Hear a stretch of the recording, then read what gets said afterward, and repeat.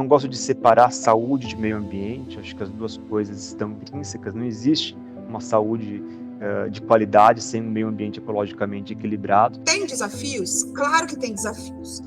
E tem resistências? Sem dúvidas. O não é sempre muito fácil. Eu sempre digo isso para a equipe aqui. Fazer um parecer dizendo que não pode, olha, eu faço de um dia para o outro. Agora, você criar a possibilidade, você trazer o outro órgão para a mesa, você pensar, você ver uma coisa que você não conhece, é super desafiador. O ecocídio é conhecido e definido como oikos, casa, e caederin, destruição. Significa destruir a própria casa do ser humano e de todas as outras formas de vida existentes no planeta Terra. Eu considero que são graves violações de direitos humanos. Quando a gente fala de ecocídio, a gente pensa muito, obviamente, no crime ambiental, né? Mas assim, esse cruzamento entre o que está no centro, é a natureza ou é o homem? Eu acho uma discussão muito rasa. Não há um centro, há uma conjunção, porque um sem o outro não existe. No meu dia a dia, eu não tenho contato com o ecocídio. Eu não sei o que é, eu não sei o que se faz para prevenir. Tudo bem, eu não preciso saber, mas então eu trago quem sabe e a gente vai, cada um junta o seu conhecimento. Isso é super desafiador no serviço público. E eu te digo que eu acho que tem muito mais a ver com mudança de cultura do que efetivamente com uma norma. Sabe, a norma, claro que a norma veio para estimular, assim, para a gente tentar harmonizar procedimentos e tudo mais, e acho que pode ser interessante. Mas acho que é uma mudança de cultura, de você ir mostrando, olha aqui, tá vendo? Deu certo. Se deu certo essa, vamos fazer de novo. Deu certo, a gente fez dentro das balizas da lei, a gente fez, sabe, com um resultado social e ambiental gigantesco. Vamos tentar de novo, vamos pegar esse outro caso aqui, vamos ver o que a gente consegue fazer. Eu acho que é bem interessante, assim. Menos pela norma e mais pelo convencimento. Não dá para dizer que, por eu ser uma instituição jurídica da burocracia, eu não tenho nada a fazer com o enfrentamento das mudanças climáticas. Será mesmo que a gente não tem nada para fazer?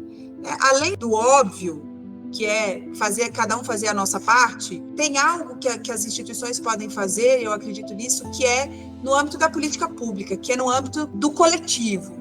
E isso eu acho que o direito tributário tem instrumentos para colaborar imensamente. O direito tributário, ele acaba sendo muito transversal na estrutura da sociedade, na estrutura, né, das relações entre o Estado e o cidadão. O tributo é o que nos une enquanto sociedade, né? É o contrato social de cada um de nós. Cada um de nós contribui com uma parte, e aí pode ser da sua renda, do seu patrimônio, do seu consumo. Cada um de nós contribui para que esse Estado seja formado, que esse Estado, então, possa entregar direitos e políticas ao cidadão. Quando a gente pensa só na política finalista, na política ambiental, de desestimular, por exemplo, uma prática predatória que pode levar a crimes ambientais de grande escala. Existem, obviamente, instrumentos dessa pacificação social que são instrumentos legítimos do direito ambiental. E como é que o direito tributário e o direito financeiro, que são dois lados da mesma moeda, podem colaborar com isso? Você pode pensar, obviamente, em multas tributárias para repressão de determinada atividade, mas não acho que seja o melhor caminho. Acho que o melhor caminho são instrumentos de estímulo de uma atitude do contribuinte que seja mais condizente com o propósito de proteção desse ecossistema, desse bioma. Há uma relação ainda não totalmente utilizada, pelo menos aqui no Brasil, em todo o seu potencial, de efetividade do direito tributário como um instrumento de proteção ou um instrumento de fortalecimento dos mecanismos do direito ambiental. Acho que isso vem mudando aos poucos, né? Eu vejo, por exemplo, o plano de transformação ecológica do Ministério da Fazenda, né? Quando o ministro Fernando Haddad chega no Ministério, eu me lembro desse debate, ele insistiu muito para que o plano de transformação ecológica, que é essa transformação das matrizes econômicas do Brasil em energias renováveis, tudo mais, ele insistiu muito que esse plano ficasse no Ministério da Fazenda.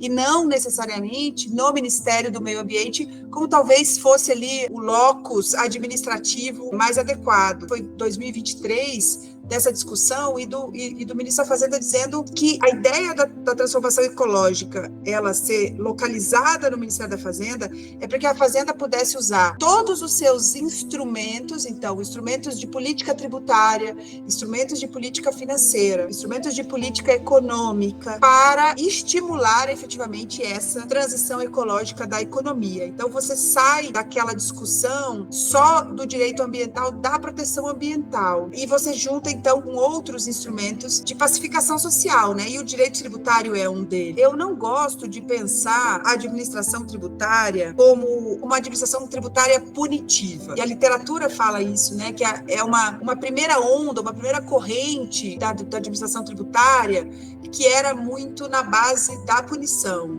né? Isso lá anos 60, anos 70, até anos 80.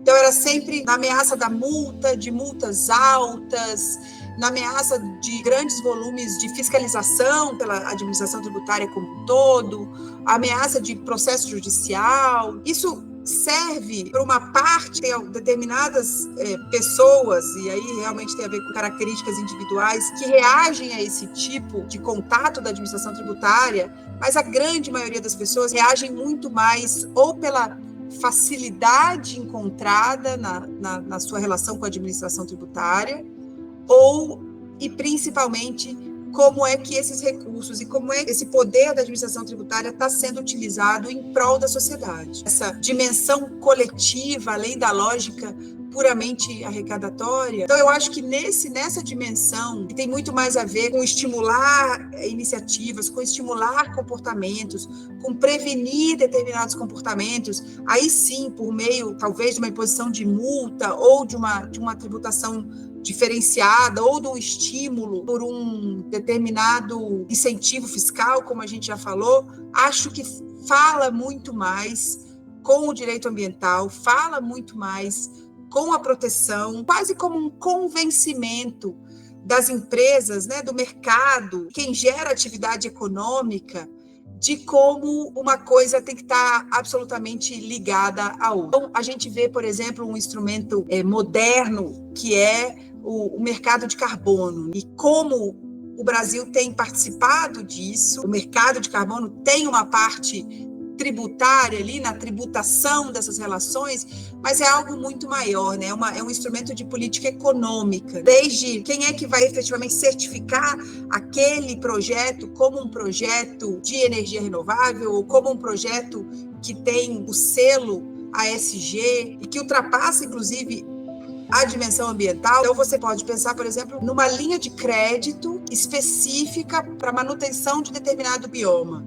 E essa linha de crédito pode ser dada, por exemplo, com subvenção do Tesouro Nacional. Então, barateia a taxa de juros, porque o Tesouro Nacional está dentro desse grande marco de transformação ecológica, pensando em estimular o crédito chegar na mão daquelas pessoas que vão proteger aquele bioma. Ou um outro instrumento que é muito utilizado no direito tributário, que são os benefícios fiscais, os benefícios tributários. Então, você pode dar uma redução de imposto, uma redução de tributação ou alguma facilidade na tributação para que aquele âmbito do direito ambiental, muito comum, por exemplo, instalação de usinas de energia renovável, você estimula que o cidadão, né, que aquele mercado, por meio do incentivo fiscal, possa se organizar de uma forma que seja protegendo o meio ambiente. Então, ou prevenindo os grandes crimes ambientais, ou estimulando a sua atividade econômica do ponto de vista do coração do direito ambiental. Tem um exemplo que é muito bacana,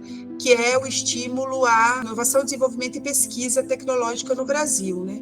Que é uma CID, que a CID é um tipo de tributo, é uma contribuição, ela tem uma característica tributária muito interessante, que é a referibilidade. Então, ela é uma CID que ela é cobrada de uma parte dessa população para aplicação especificamente naquela política pública. Penso que uma CID para proteção ambiental ou para estímulo a determinada conduta de proteção ambiental, ela tem uma referibilidade imensa e quase absoluta. Não acho que ela tenha que ser necessariamente cobrada, por exemplo, do setor de óleo e gás para prevenir vazamentos em grande escala. Acho que tem todo ali a sociedade envolvida tem esse interesse. Eu acho que são instrumentos jurídicos que podem conviver. A gente já tem algumas iniciativas no Brasil, mas não acho ainda que seja comum, assim. Minha percepção é que você vê assim, o direito ambiental muito no evitar o ecocídio e muito menos na punição, mas muito antes, assim, na prevenção, né? Porque depois que o ecocídio foi perpetrado, o dano já está causado e aí você tem outras ferramentas de reparar o dano. Acho que o direito tributário poderia ser usado de forma mais robusta, inclusive com base em exemplos internacionais, como forma de estimular a proteção, de trazer a atenção e a percepção das pessoas, da sociedade como um todo, de que as ferramentas do direito tributário podem sim ser coadjuvantes nesse grande desafio que é hoje em dia, o ecocídio, as mudanças climáticas. Tem um outro exemplo que é muito interessante, que é a negociação dos prédio-caixão. Prédio-caixão é o nome do modelo arquitetônico dele. Foram prédios feitos na década de 80, via financiamento do sistema financeiro de habitação. Isso virou um conflito, esses determinados prédios-caixão, principalmente em Recife, na Grande Recife, foram feitos em locais em que o solo não era apropriado. O que aconteceu? Os prédios começaram a ceder. Teve, inclusive, um prédio que caiu, matando algumas pessoas. Olha, vê a tragédia social que tem. E aí teve uma outra, não foi uma transação tributária, mas foi uma negociação que passou aqui no Ministério, porque o sistema financeiro de habitação ele é protegido por um seguro, e quem administra o fundo, que chama Fundo FCVS, é a Secretaria do Tesouro, então isso passa por aqui. Então, você tinha aquele problema de resolver do ponto de vista da Fazenda, o fundo não tem recurso suficiente para fazer toda essa proteção. Do ponto de vista do Estado, ele tinha que retirar aquelas pessoas daqueles prédios, porque as pessoas moram lá, e dar uma habitação social, um aluguel social, alguma coisa. Não pode tirar a pessoa e botar na... Do ponto de vista do município, mas se você não derrubar o prédio, em menos de um mês você tem novas pessoas morando nesse prédio. Porque as pessoas vão invadir, porque você tem um déficit habitacional. Então, a gente trouxe aqui o problema, né? O problema desse fundo que não tinha recurso para tudo, era um problema estritamente financeiro, de direito financeiro. Como é que você vai resolver isso? E aí foi criado, então, um grupo de trabalho, não um grupo formal, mas um grupo de vários atores. Então, Ministério Público, Procuradoria do Estado do Pernambuco, Governo do Estado de Pernambuco, Polícia Militar, porque na hora de desocupar esses prédios, tem algumas famílias que não querem sair, Polícia Militar, para que depois que o prédio foi desocupado, não deixarem outras pessoas invadirem. Depois a Caixa Econômica Federal, porque tinha que pagar pela demolição desses prédios. Trouxe um projeto que era muito interessante, que era criar um parque naquele lugar, para que não fosse nunca mais construído nada naquela região.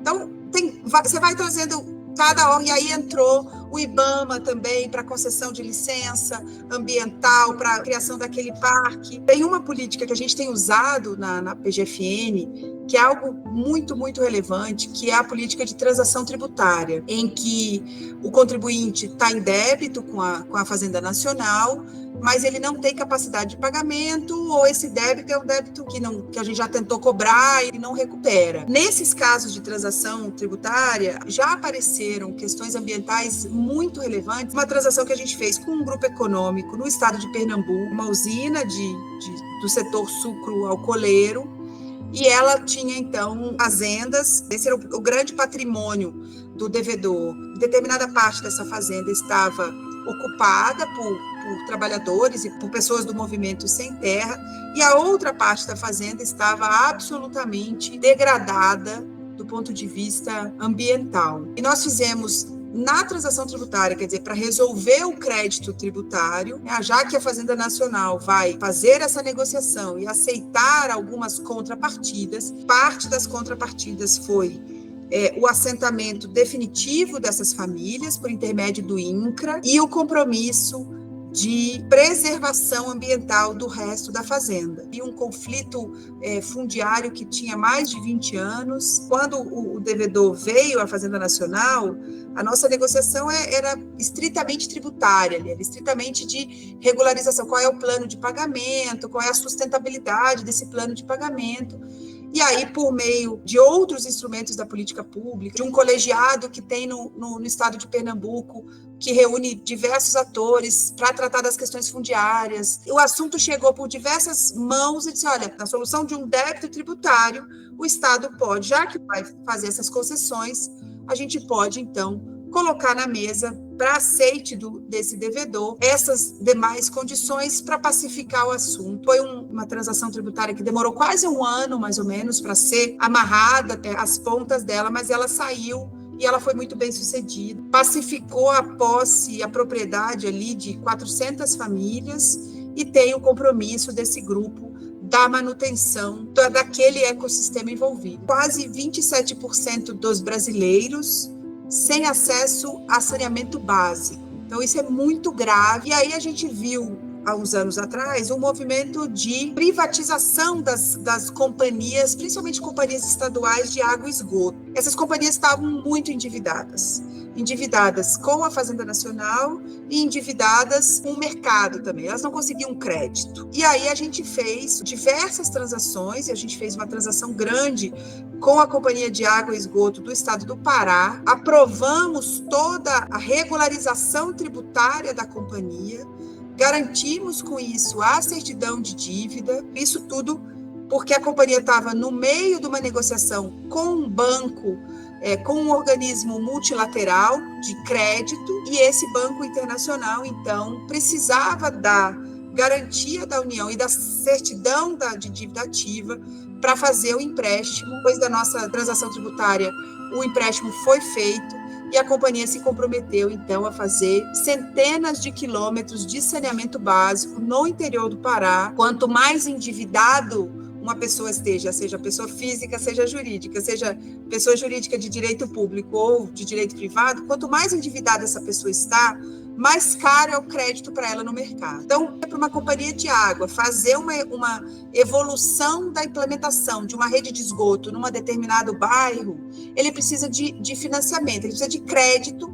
Ele vai ao mercado, pede um financiamento, mas aquela companhia, se ela não tem a certidão, os juros que ela vai pagar no empréstimo é muito caro, inviabiliza o negócio. Então, por isso que a transação tributária surge como um instrumento relevantíssimo aqui na infraestrutura das relações, que vai possibilitar o empréstimo daquela companhia e que vai possibilitar a elaboração e a entrega à sociedade brasileira de rede de saneamento básico. Quando eu faço transação com a Companhia de Água do Estado do Pará, efetivamente eu estou fazendo o saneamento básico. É isso que eu tenho que olhar, esse é o propósito. Não é regularizar o crédito tributário. Quando você implementa uma política pública de concessão de um incentivo tributário para estímulo da implementação de energia renovável em determinada região, você não está dando crédito, fazendo um gasto tributário. Você está, na verdade, trazendo toda uma nova forma de energia que vai prevenir crimes ambientais, degradação ambiental nesse momento, e que vai ser muito excelente para as próximas gerações. Né? O Brasil é signatário da Convenção de Minamata, lá no artigo 12, prevê as medidas que devem ser adotadas para a redução e, se possível, a eliminação do mercúrio na atividade de mineração. Não só o Brasil, mas também outros países. Eu destaco que a China também é signatária da Convenção de Minamata. Por que eu estou falando da China? Porque o principal exportador de mercúrio para o Brasil é a China. Isso tem sido identificado não só em investigações, mas em informações de inteligência também, num ofício especializado no enfrentamento à mineração e ao garimpo ilegais, dentro e fora de terras indígenas, além dos crimes conexos. Nossas frentes de atuação são a responsabilidade criminal daqueles que praticam o ato de extração ilegal de minérios, mas também existe uma frente mais preventiva, talvez tentando atacar a estruturalidade do problema, que são os inquéritos civis, as ações civis públicas que buscam readequar o funcionamento funcionamento das instituições para que promova a efetivo enfrentamento desses crimes, que são complexos, não são simples, são crimes que muitas vezes decorrem de problemas que já vêm de muito tempo, problemas estruturais. No estado de Roraima, a gente teve a crise Yanomami, que foi uma quantidade bastante expressiva de intrusões de garimpeiros na terra indígena Yanomami, com uma série de crimes que foram praticados. Isso gerou a decisão da Corte Interamericana, também a decisão do STF, na DPF. Isso gerou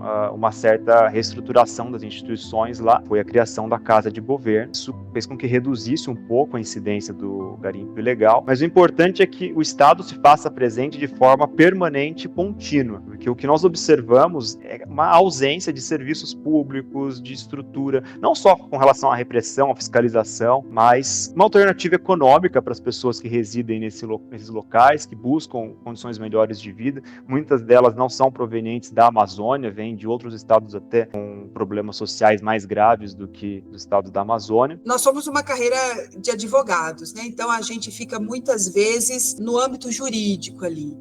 E eu tenho dito, pelo que eu acredito do mundo e pela minha formação em política pública, eu tenho dito que a gente tem que sair da burocracia por ela mesma. Com relação às terras indígenas, não só a Yanomami, mas a incidência de garimpo ilegal de ouro em terras indígenas no interior do Amazonas, em Rondônia também. O ouro na Amazônia, ele se encontra presente principalmente no leito dos rios, de forma granulada, misturada à areia e outros sedimentos, e para que esse ouro possa ser separado da areia e dos outros sedimentos, é feito um processo de amalgamação que utiliza o mercúrio, um metal líquido que é usado para evaporar o ouro, depois ele é condensado novamente. Qual o problema? O mercúrio é extremamente volátil, ele cai na atmosfera, depois retorna para os cursos d'água, para a terra seca também. Isso causa a contaminação dos alimentos, principalmente os peixes, que são a principal fonte de alimentação das comunidades indígenas. Um estudo recente da Fiocruz, feito em 2019, e um outro feito em 2021, comprovaram, por exemplo, que mais de 60% das mulheres e crianças indígenas na terra indígena Yanomami estão com contaminação mercurial acima dos níveis considerados adequados pelo OMS. É uma questão ambiental grave e é uma questão de saúde pública também. Então, a grande questão do ecocídio como um grave dano ao meio ambiente é que ele não afetará apenas o meio ambiente, mas também o exercício dos direitos fundamentais e dos direitos humanos pelas pessoas que são atingidas pelas consequências da prática do ecocídio. Outro ponto importante é que sequer existe um protocolo médico específico para o diagnóstico da chamada doença de Minamata, que é a doença causada pela contaminação mercurial. Em um dos inquéritos civis que eu tenho aqui no meu ofício, eu oficiei todos os hospitais do Amazonas, oficiei o Ministério da Saúde. A resposta que eu tive é que realmente não há um protocolo definido e os sintomas são confundidos muitas vezes com outras doenças. Enfim, então a gente tem também uma subnotificação com relação a esse problema. O mercúrio é ilegal, o Brasil não autoriza a importação de mercúrio para a finalidade de mineração. Todo mercúrio é produto de contrabando. E também não existe mercúrio doméstico, não existe produção doméstica desse minério. Não tem como se enfrentar a mineração ilegal na forma de garimpo sem combater o tráfico de mercúrio. E o tráfico de mercúrio envolve a participação de outros países. As principais portas de entrada do mercúrio são em Roraima, na fronteira com a Guiana, na cidade de Léten, e mais ao sul, em Rondônia, em Guajará-Mirim, fronteira com a Bolívia. Principais formas de garimpo são, como eu falei, o garimpo de rio, o ouro está no leito do rio, tem também o garimpo de aluvião, que é às margens dos cursos d'água, e o garimpo de terra seca. É um pouco mais raro aqui pelas condições geológicas da Amazônia, mas recentemente, no interior do Amazonas, próximo à cidade de Borba, foi identificado um garimpo de terra seca. A quantidade de ouro que foi encontrada nesse garimpo foi suficiente para constatar que é a maior jazida da América Latina. Os garimpeiros estavam extraindo cerca de 70 quilos de ouro por dia. E nesse local foi encontrada uma estrutura grande, com muitas pessoas, muito precária. Como é um garimpo de terra seca, tem uma escavação, túnel lá no fundo. A primeira incursão da Polícia Federal lá encontrou 70 e poucos trabalhadores em situação análoga de escravo, e o que também surpreende é que alguns desses envolvidos já haviam sido presos e processados anteriormente, em 2020, em 2021.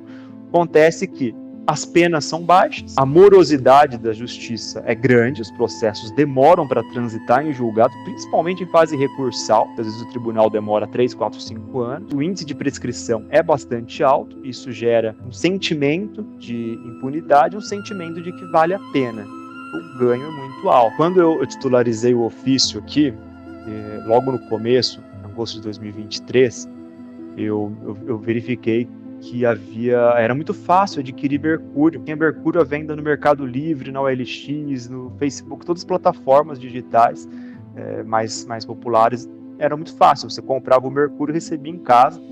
E aí eu implementei um projeto aqui, depois eu nomeei de projeto Rede Sem Mercúrio, que cuidou do enfrentamento do comércio ilegal de mercúrio nas plataformas de comércio eletrônico.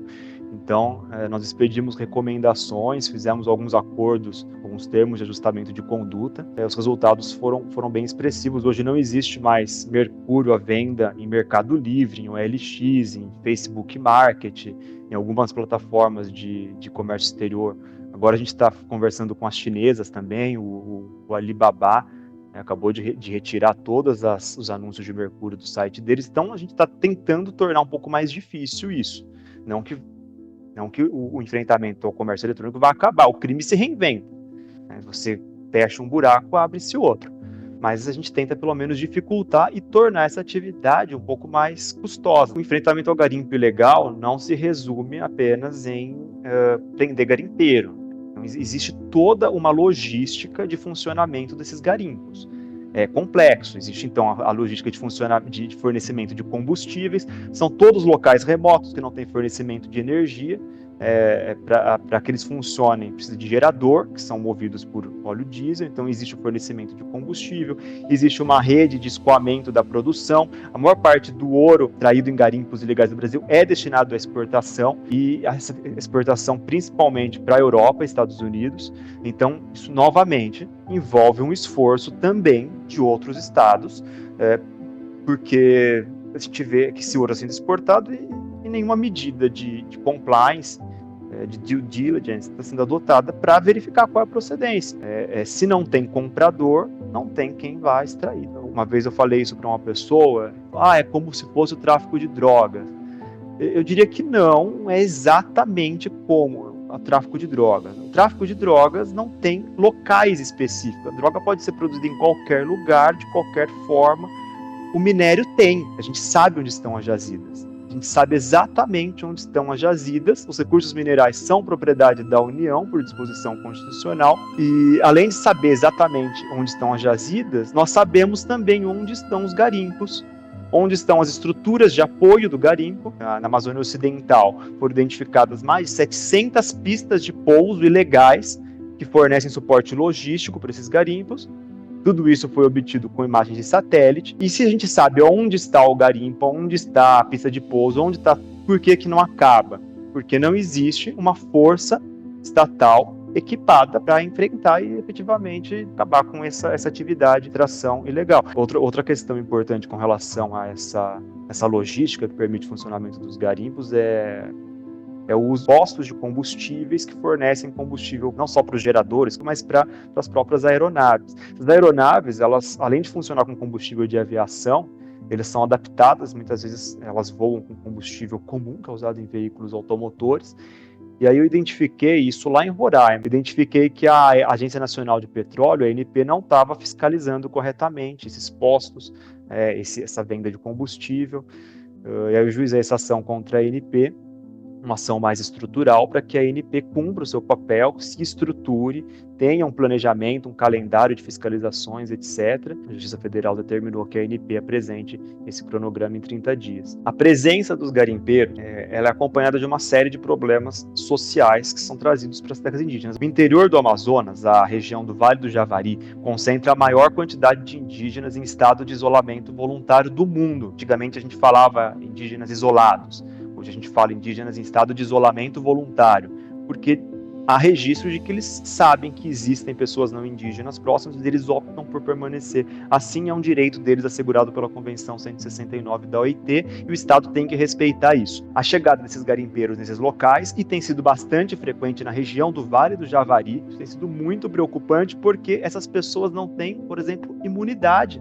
Elas têm contatos com pessoas fora que podem transmitir uma gripe, um resfriado e levar a óbito uma quantidade enorme de indígenas. Sendo que o garimpo em terras indígenas é uma gravíssima violação de direitos humanos. No Brasil, nós podemos considerar o que ocorreu com o povo Yanomami Munduruku na Amazônia um grande exemplo do ecocídio, porque nós podemos identificar naquela situação, além da gravíssima desassistência sanitária que ficou caracterizada naquele caso, nós podemos identificar os ataques com o objetivo de aniquilar tanto a cultura de um determinado povo, de uma etnia, como o meio ambiente. O ataque ao meio ambiente seria uma forma de atingir a própria cultura e o modus vivendi daqueles povos indígenas. Por essa razão, aquele caso pode ser conhecido por nós como um caso de ecocídio, um grande exemplo de ecocídio, ou seja, gravíssimos atos que são praticados no sentido de destruir o meio ambiente, que causam gravíssimas consequências, não somente ao meio ambiente, mas que impedem ao mesmo tempo que os seres humanos, as pessoas, os cidadãos, os indivíduos exerçam os seus direitos fundamentais e continuem gozando de seus direitos fundamentais. Uma outra questão que é importante considerar também no conceito de ecocídio, o tríplice conceito, a tríplice acepção de desenvolvimento sustentável. Nós temos como fontes para a consideração do desenvolvimento sustentável a Declaração de Estocolmo de 72 e o relatório Brundtland de 1987. Esses documentos vão nos indicar que o desenvolvimento sustentável ele tem uma tríplice acepção e ele precisa ser compreendido na acepção econômica, social e ambiental. Portanto, quando nós atingimos o meio ambiente, nós não estamos gerando consequências apenas de maneira isolada no meio ambiente, mas nós estamos atingindo também estruturas sociais e econômicas. E isso tudo acaba gerando consequências gravíssimas para toda a comunidade internacional. É por essa razão que nós temos na Agenda 2030 17 Objetivos de Desenvolvimento Sustentável que devem ser considerados de maneira conectada, para que as soluções plausíveis, em relação ao ecocídio, elas sejam soluções conectadas nessas três vertentes. Com relação ao direito interno, eu penso que o enfrentamento ao garimpo ilegal dentro e fora de terras indígenas na Amazônia, ele não depende só do direito penal, evidentemente, como eu mencionei, é um problema estrutural que demanda uma série de medidas de reorganização do Estado como um todo, mas o direito penal é um instrumento importante. Penso que a gente tem um contexto generalizado de proteção deficiente. Os garimpos hoje são equipados com pessoal fortemente armado, muitas vezes, então são pessoas com armamento de alto calibre. Os indígenas muitas vezes são mortos por tentar defender as suas terras. O enfrentamento efetivo dessa criminalidade só é possível com uma atuação articulada e coordenada de todos os órgãos do Estado brasileiro, não só da União, também dos estados, pelas próprias leis. A gente tem uma lei de crimes ambientais, a Lei 9.605, que é brilhante na definição de tipos penais, mas é péssima na combinação de penas. Estou falando isso porque eu acho que o direito penal tem que ser grave e isso vai resolver tudo? Não, estou falando isso por uma questão de proporcionalidade. Então, a gente tem uma situação em que crimes gravíssimos contra o meio ambiente são apenados com sanções inferiores à de um crime de furto simples. Então, há uma desproporcionalidade gigantesca. Portanto, o tratamento mais gravoso sob a ótica criminal, ainda mais quando a gente está falando não só de crimes ambientais, mas também de outros delitos conexos, como lavagem de capitais, organização criminosa, até homicídio, aqui, esse tratamento mais gravoso é importante. A gente já tem a lei antiga, né, lei de genocídio, mas o direito penal trabalha com tipos penais bastante fechados. O próprio princípio da tipicidade exige que a conduta seja muito bem definida, delineada em lei para que possibilite a punição. Tem muita resistência quando você vem com uma ideia nova, que tira você um pouco do seu lugar comum, tem muita resistência. Tem uma resistência que eu acho que ela é uma resistência, uma preocupação importante. Veja, não é competência da Fazenda Nacional, organizacional da Fazenda Nacional, fazer assentamento de famílias ou regularizar conflitos fundiários. Não é competência da Fazenda Nacional proteção do meio ambiente. Não está aqui no meu rol de competências legais. Ok, é verdade. E aí, por isso que tem essa preocupação da gente não invadir competência de outro órgão. Então traz o outro órgão para a mesa. Quem é o órgão que está responsável por isso? O INCRA está responsável por assentar as famílias? Ótimo. Trazemos o INCRA para a mesa. Vamos. A Secretaria de Proteção Ambiental do Estado. Ótimo, traz a Secretaria de Proteção Ambiental do Estado. A qualificação de determinados crimes como genocídio, no plano interno, vai atrair a imprescritibilidade. Claro, a gente tem que ter critério para definir o que é crime contra a humanidade, o que é um crime de genocídio, e o critério está no Estatuto de Roma. Há uma necessidade do ecocídio ser reconhecido como crime, tanto no âmbito do direito internacional, como no âmbito do direito pátrio. E isso é necessário para proteger os interesses de toda a coletividade. Por essa razão, eu desenvolvi uma pesquisa que considera o ecocídio como crime internacional perante o Estatuto de Roma, podendo ser inserido tanto como um crime contra a humanidade, como genocídio. Penso que a criminalização do ecocídio pode ser um caminho que auxilia a proporcionar uma resposta estatal mais adequada e mais proporcional. Como reflexos no direito interno, a gente poderia ter, por exemplo, um tratamento que afaste alguns benefícios penais de execução penal, por exemplo, a imprescritibilidade, a inafiançabilidade. Porém, a instituição de qualquer tipo penal deve ser muito bem pensada para que ela realmente tenha o efeito desejado, porque um tipo penal mal escrito, mal redigido, vai resultar mais, às vezes, em absolvições, em impunidade, do que na resposta mais gravosa que se pretende. Por que eu entendo que o ecocídio como crime internacional pode ser inserido no contexto dos crimes contra a humanidade e do crime de genocídio, ambos previstos no Estatuto de Roma de 1998, que entrou em vigor em 2000. Nós sabemos que quando o Estatuto de Roma ele foi elaborado, havia uma discussão a respeito da inclusão do ecocídio em tempos de paz como quinto crime contra a paz. Alguns pesquisadores consideram o ecocídio como o quinto crime contra a paz que foi esquecido, deixado de lado pelo Estatuto de Roma, obviamente por pressão dos países que faziam parte das conferências preparatórias das discussões para aprovação do Estatuto de Roma. Mas a discussão a respeito do ecocídio como crime internacional não é recente, ela remonta à década de 30, com Rafael Lenk.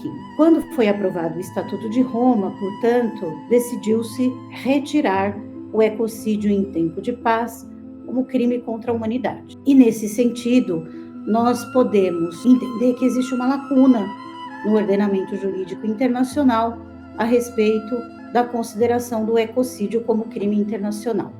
Pensando em como suprir essa lacuna, analisando o Estatuto de Roma e o meio ambiente como interesse da humanidade, eu entendo que ou ele pode ser processado perante o Estatuto de Roma como crime contra a humanidade ou como genocídio. Voltando ao exemplo do povo Yanomami, nós podemos perceber que existe uma intrínseca relação, uma simbiose entre todos os atos que são praticados no sentido de configurar o crime de genocídio que está previsto na Convenção do Genocídio de 1948, cujo conceito foi repetido pelo Estatuto de Roma. Então, nós podemos perceber que todos aqueles atos de desassistência sanitária, uma certa permissividade do garimpo ilegal atuar naquela região, contaminando os rios, as águas, o alimento daqueles povos indígenas, o que gerou como consequência danos à saúde daquelas pessoas, são atos que estão conectados entre si para a prática de um crime maior que nós identificamos, neste caso, em artigo que já publicamos, como crime de genocídio, aplicado àquele caso também. Logo, se eu pego toda a teoria de Raphael Lemkin, que vem desde a década de 30, e vou analisando todas as discussões que foram travadas no direito internacional para a consideração do ecocídio como um crime internacional, eu posso concluir que existe uma conexão entre o crime de ecocídio e de genocídio, porque o ecocídio seria uma das etapas a serem cumpridas para que pudesse ser caracterizado, praticado o crime de genocídio. Essa é uma alternativa. A segunda saída que eu encontrei analisando o direito internacional e o Estatuto de Roma foi a possibilidade de inserirmos o ecocídio como crime contra a humanidade, aproveitando da letra aberta da lei do Estatuto de Roma, especificamente do artigo 7º, letra K do Estatuto de Roma. Neste inciso e nessa letra, nós podemos encontrar que poderão ser considerados crimes contra a humanidade outros atos.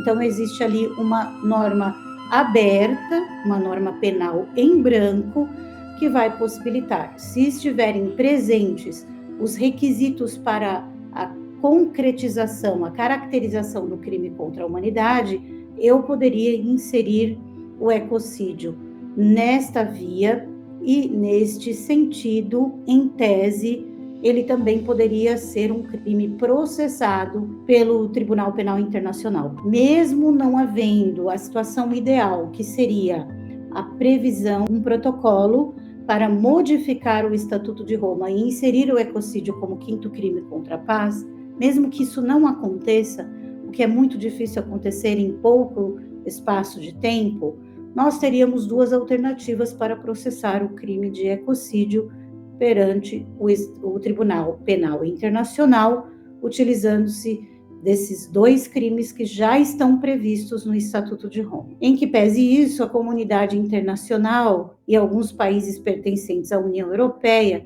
já se movimentam no sentido de prever o ecocídio em seus códigos penais, como, por exemplo, equiparar alguns crimes graves contra o meio ambiente ao ecocídio, aumentando as penas desses crimes. Então, percebemos aí que existem desdobramentos no sentido de considerar o ecocídio como crime internacional no contexto da União Europeia. A proteção do meio ambiente é interesse da humanidade, interesse de toda a coletividade. Então, uma forma de prevenir, reparar ou evitar a repetição de atos que causem danos aos interesses da humanidade é tipificando, tornando esses atos como crime. Por essa razão, por entendermos que a proteção do meio ambiente é interesse da humanidade, é importante a tipificação do ecocídio como crime internacional e como crime perante os ordenamentos jurídicos pátrios. E, por fim, uma outra questão muito importante a ser considerada são os interesses das futuras gerações. Os interesses da humanidade, eles não se restringem a passado e presente, mas também envolvem o futuro, os interesses das futuras gerações. Por isso, por uma questão de solidariedade intergeracional, a tipificação do ecocídio é uma questão de solidariedade intergeracional para proteger os interesses da humanidade.